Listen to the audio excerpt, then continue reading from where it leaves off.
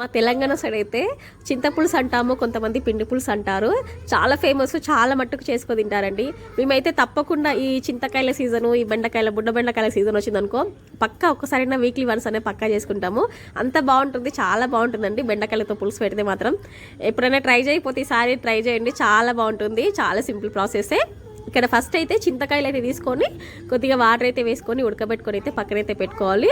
తర్వాత ఇక్కడ బెండకాయలు అండి కొంచెం కడుక్కుని మీకు ఎన్ని అయితే కావాలో పిండి పులుసుకు అన్ని బెండకాయలు తీసుకొని కొంచెం మీడియం సైజు కట్ చేసుకోండి, మరీ సన్నగా అయితే కట్ చేసుకోకండి. కట్ చేసుకొని అయితే పక్కనైతే పెట్టుకోవాలి.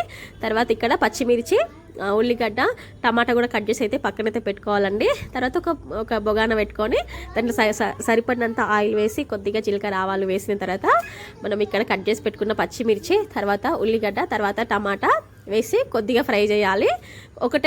అప్పుడే ఒకటి వేయకండి, కొంచెం ఫ్రై అయిన తర్వాత ఒకటి తర్వాత ఒకటైతే వేసుకోవాలి. తర్వాత ఇక్కడ మనం బెండకాయలు అయితే కట్ చేసి పెట్టుకున్నాం కదా, ఆ బెండకాయలు కూడా వేసుకొని ఒక 5 నిమిషాల పాటు ఫ్రై చేసుకోవాలి. తర్వాత కొద్దిగా అంతా పసుపు వేసుకొని మరొక 2 నిమిషాలు ఫ్రై చేసుకున్న తర్వాత మనం చింతకాయలు అయితే ఉడకబెట్టుకున్నాం కదా, ఆ చింతకాయల రసం అయితే వేసుకుంటున్నాను. మీ పులుపుకు తగ్గట్టుగా అయితే రసం అయితే వేసుకోండి.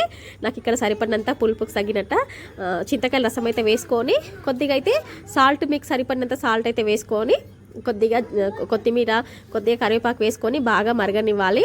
కొద్దిగా మరిగిన తర్వాత ఇక్కడ పిండి అండి, శనగపిండిలో కొద్దిగా వాటర్ అయితే వేసుకొని కలుపుకోవాలి. ఉండలు లేకుండా కలుపుకొని మరుగుతున్న ఇప్పుడు చారులో వేసి మొత్తం కలుపుకోవాలి.